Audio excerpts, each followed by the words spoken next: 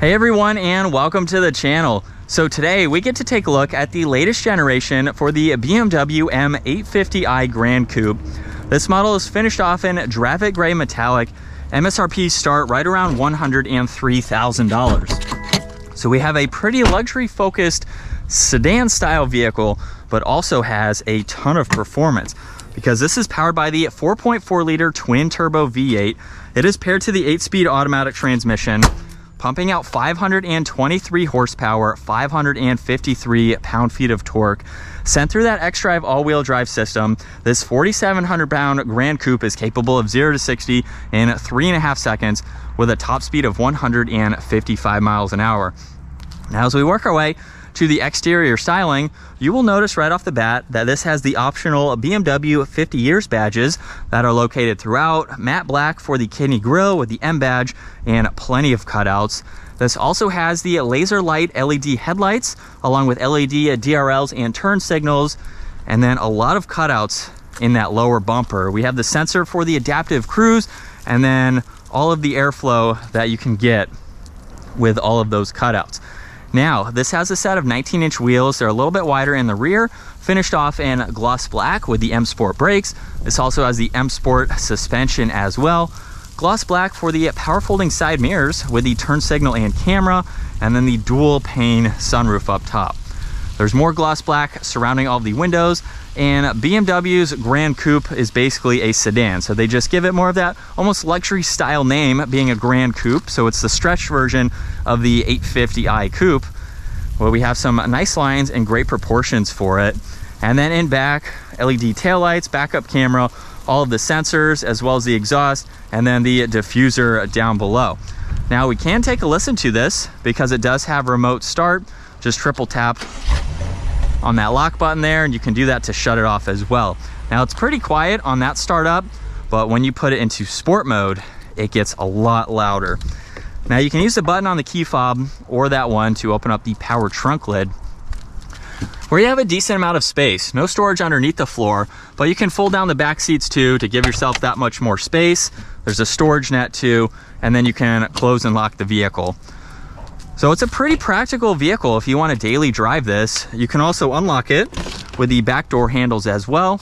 And you really want to be in the back because you have all these controls for the sunshades. So there is a sunshade tucked away right now that will come out. You can adjust the passenger as well as the upper ones and the one on the rear glass. So you can slide that one up and down. With them folded down, it gives you a look at how much space you have. And realistically, the 850i is a 4-seater because everything right in the middle, you have your heated seats, climate adjustments, auxiliaries, and your climate vents. There's storage pockets behind both front seats. So realistically, you have 2 people in the back here, a 5th if you really needed it. You have the armrest with storage, cup holders, and you can even fold down this middle seat. So that gives you a little bit more access if you need it. Very comfortable though. At 5'10", I don't have any complaints. Front door panel is just like the rear. There's all the memory seating controls, your power folding side mirrors, trunk release, Harman Kardon, and even more storage. 850i is also an illuminating badge. And then we have the beautiful, more comfortable focused automatic seats with the manual leg support. This has the BMW M steering wheel finished off in leather. And let's bring this back to life, where we have the brushed aluminum paddle shifters. It's a heated steering wheel, all the cruise and adaptive cruise control settings, volume tuning, Bluetooth, and voice commands. And if you use this button on the top of the turn signal stalk, there's some info that you can scroll through on that right side. Everything else that you see for the digital gauge cluster is fixed. So it's nice that you can scroll through at least a little bit. This does have a head-up display as well, so you can view that. There's all the headlight adjustments on the one side, leather for the entire dash.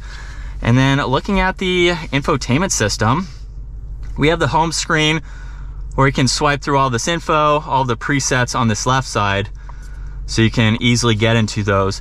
And then you have a lot more that you can go through under your settings. You can pull up your sport displays, energy flow, you have vehicle status, a lot of different settings too. Just to go into this and configure as needed, you have your owner's manual, even Apple CarPlay and Android Auto.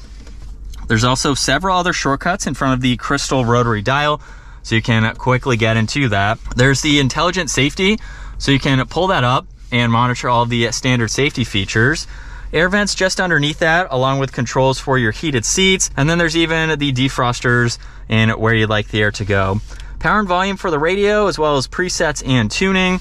And then if you open up the carbon fiber lid, there's wireless charging, auxiliaries, and cup holders. If we put this into reverse now, this model has a 360 camera system, so you have no shortage of visibility around the entire vehicle, which is great. You even have another top-down view if you need it. Now, to pull up the forward-facing camera, put it into drive, push on that button, and you get the full screen. You can also shift using the shifter itself, and then park is located on the back. Now, also on this left side, there's traction control, parking sensors, engine start, stop, and you have a few different driving modes. So if you put it into sport mode,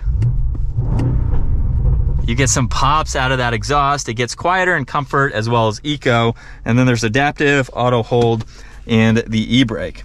A little bit of storage in the center armrest as well as in the glove box there.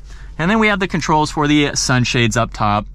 And even though this is a stretched coupe, you still have a good amount of visibility over both shoulders. And from second gear, here we go. And we are up to speed. Shifts are surprisingly smooth too. This is an M model, so you would expect that. Very crisp for that 8-speed transmission. But behind the wheel now of this 6-figure Gran Coupe, I honestly can't think of anything negative to say about it. Comment down below if you own one, if you have any thoughts on maybe some things that you don't like. But honestly, the only thing I will say that I don't like is the fact that it is more of a 4-seater than a 5-seater, but you do have that 5th option if you really needed it. So if you don't have a lot of backseat passengers all the time, it's very spacious for 2 people to be in the back. So maybe that's the one kind of biggest negative. If you need 3 seats in the back, you go with a different model, of course. But other than that, it's very nice to drive. The performance is incredible. It's all the power, all you want. It's the V8, which a lot of people do like. Some of the other models still have the inline 6, or they're going to something different, or even the EV models and some of the other models that are available. The 8 Series has not gone to an EV yet. Hopefully it doesn't, because it's hard to get over that power, that sound, that raw feeling from the twin-turbo V8. And some of those pops when you let off. That is going to wrap it up though for the BMW M850i. Once again, huge shout out to 704 Exotics for providing this for me today.